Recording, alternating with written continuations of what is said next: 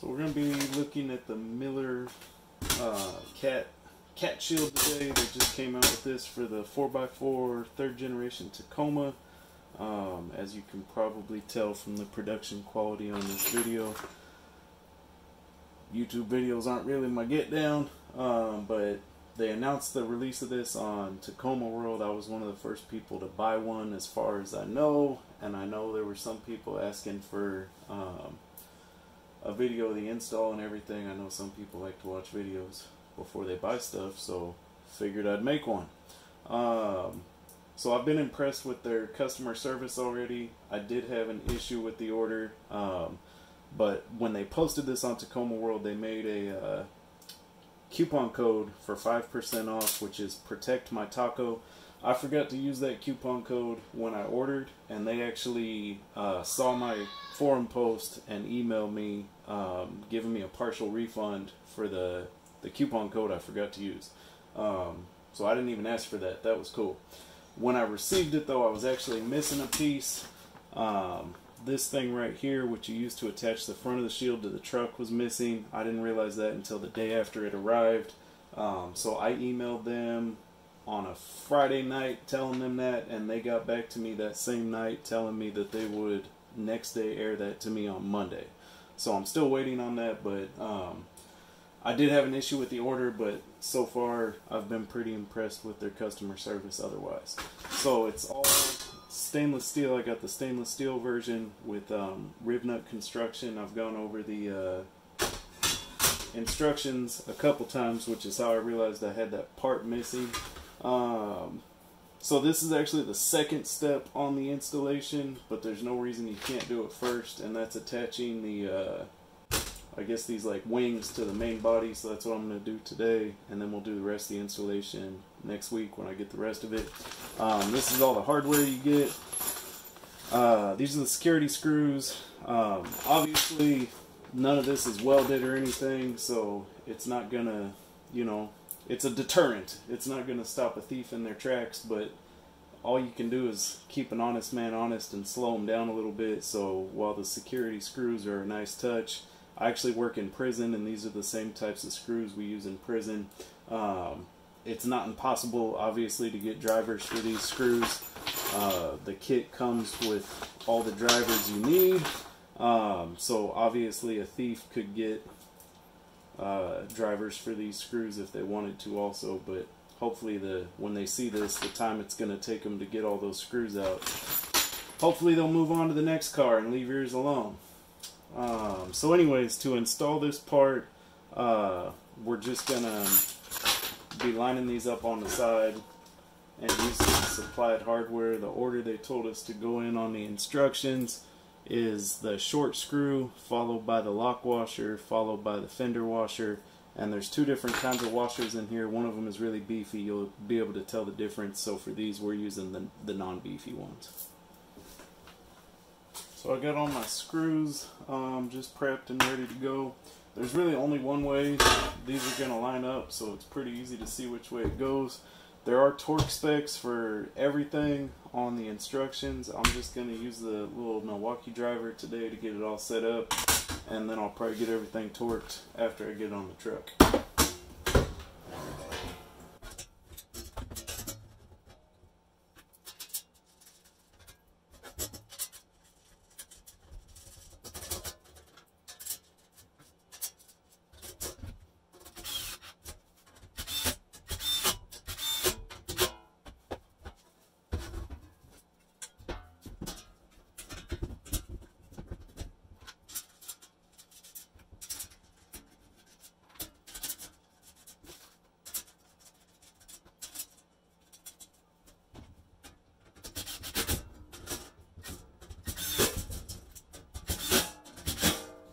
There's that.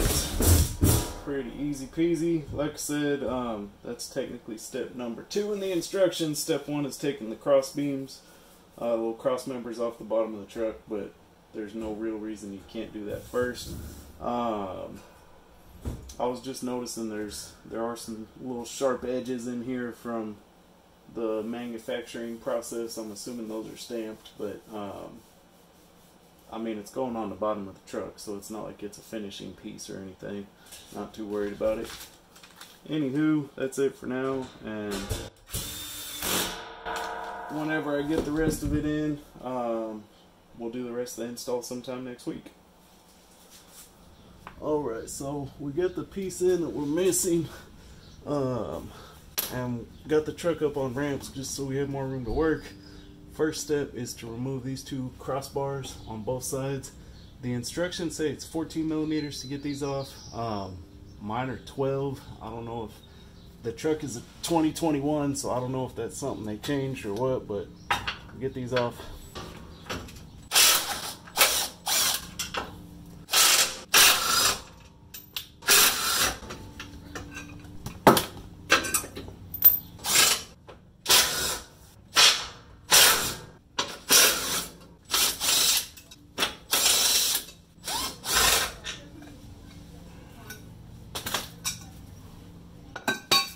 Alright, so we got those crossbars off, and this is the piece we were missing originally that came in. And I'm going to try and move the camera to get a better angle, but just to let you know where we're going next, this cross member right here is where we're going to be working next. This actually goes on top of it. This is the support plate, and then we're going to be putting bolts through the bottom of that to support the bottom of the shield. Alright, so for now we're just setting the support plate on top of the cross member. You can see you have these three pretty evenly spaced rib nuts, and then you have this one lone rib nut that's kind of awkwardly spaced. This one points to the passenger side of the truck, and basically we want the rib nut facing up, and we just line these up. There's a hole here, here, here, and here, and if you look through you can see straight through, and you just kind of want to line those rib nuts up to where you're going to be able to thread the screws in through the shield once we get to that part. And we'll just leave that right there for now. Alright, so where we're at now, I've got the shield positioned under the truck, and I just used a jack to kind of balance it in place while I work. And the next thing we're going to do is put those crossbars back on. And what we're going to do here is we've got our crossbar, we've got the factory nuts that we took out earlier, and we're going to use one of these front and back, and then we're going to replace one of these front and back with the security screws that came with the shield. And this is where we're going to use these beefy fender washers. So one of these in front, one of these in back, and one factory in front, one factory in back.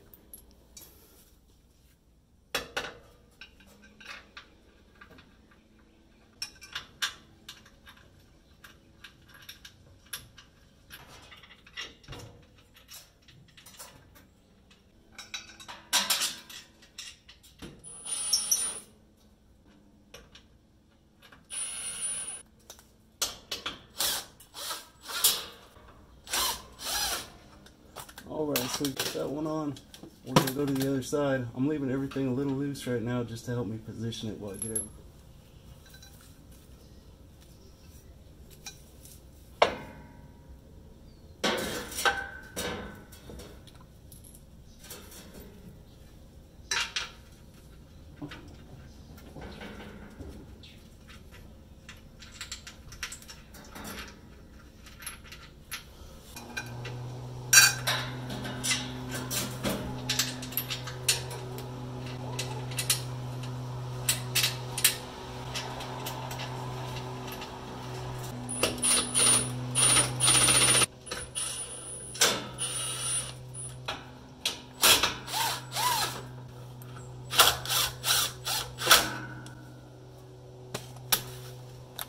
Alright, so we're back on the front of the truck, and if like any other normal human you hate lining stuff up that you can't see, you're going to love this part. So bear with me. We're going to be taking these 4 screws that we have left, the long ones.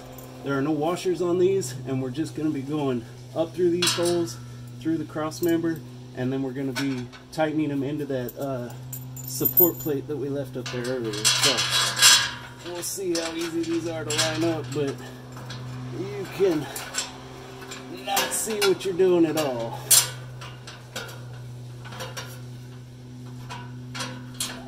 Alright, there's the first one.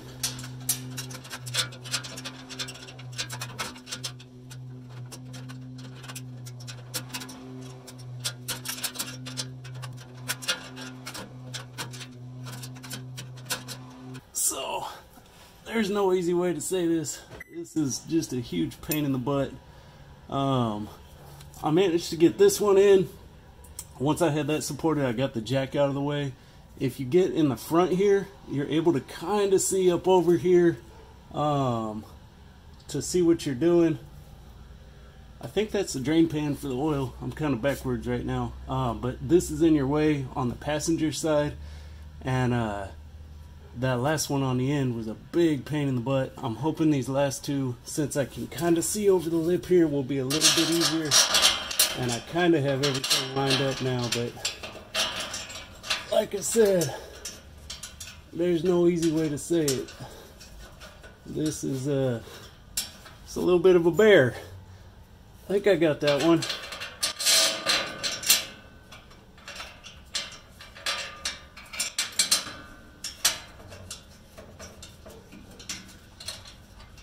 Alright, well, that wasn't too bad.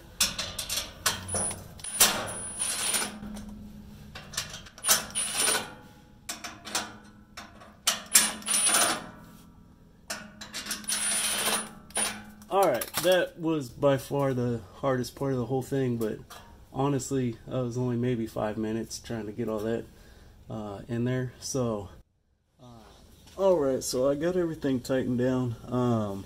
I couldn't find torque specs for these anywhere. I just tightened them down best I could. The last thing I'm going to do, you may have noticed I already did it on a couple of these. I have this gasket maker, and I'm just putting it in all the security screws. And again, just going off the theory that this is a deterrent. All we can do is try and slow somebody down.